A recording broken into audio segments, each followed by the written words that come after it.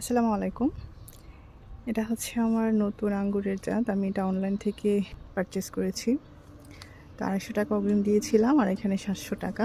সব মিলিয়ে আমার ৳১,০০০ চলে গেছে। তো জাতটা যদি ভালো হয় টাকার আসলে কোনো কষ্ট থাকবে না। তো উনি বলেছেন একটা হচ্ছে বাইকোনো আর আরেকটা হচ্ছে ট্রান্সফিগারেশন।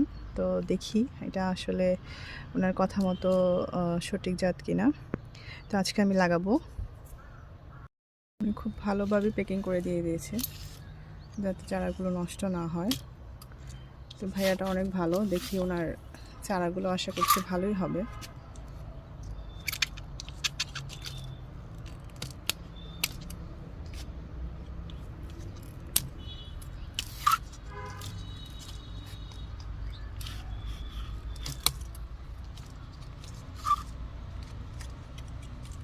প্যাকিংয়ের কোয়ালিটি অনেক ভালো, অনেক ভালো করে প্যাকিং করে দিয়েছে যাতে চারাগুলো নষ্ট না হয়।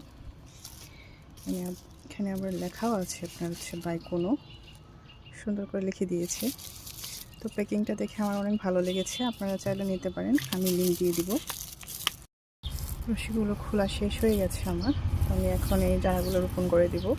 তো চারা রোপণের আগে আমি মাটিগুলো তৈরি করে রেখেছিলাম কম্পোস্ট আর মিক্সিং সার দিয়ে। তো আমি সেখানে জাস্ট বসিয়ে দিব, তারপর এটাকে আমি আবার ট্রান্সফার করব 1-2 মাস পরে। চারাটাতে আসলে প্রচুর খাদ্যের প্রয়োজন। আমি এই ড্রামে বসিয়ে দিব, পাশাপাশি আমি তরমুজে বিচি করেছিলাম। তো তরমুজের বিচি হতে হতে আপনার পাশাপাশি আঙ্গুরের চারাটা বড় হয়ে যাবে।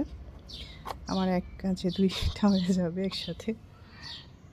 এখানে অনেকগুলো বিচি উঠে গেছে, তাই সবগুলো আসলে রাখবো না।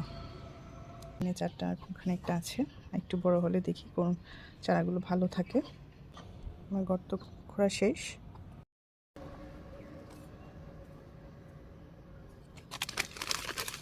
আলহামদুলিল্লাহ। তো দেখি আমার প্ল্যান আসলে সাকসেসফুল হয় কিনা। যদি এটা অরিজিনালি বাইকোনো হয়ে থাকে আমি আবার এটা থেকে চারা তৈরি করবো অনেকগুলো। যেহেতু আমি সার মিক্সিং সার কম্পোস্ট দিয়ে 1 মাস পর্যন্ত মাটিটা প্রস্তুত করে রেখেছি, তাই এই পর্যন্ত আমি এখন আর কিছু দিব না। তো 1 মাস পরে আপনাদের দেখাবো। 1 মাস পর্যন্ত এটা এইভাবেই থাকবে, আশা করছি আর কিছু লাগবে না। তো আমি 1 মাস পরে দেখাবো যে গাছের অবস্থা কেমন ছিল।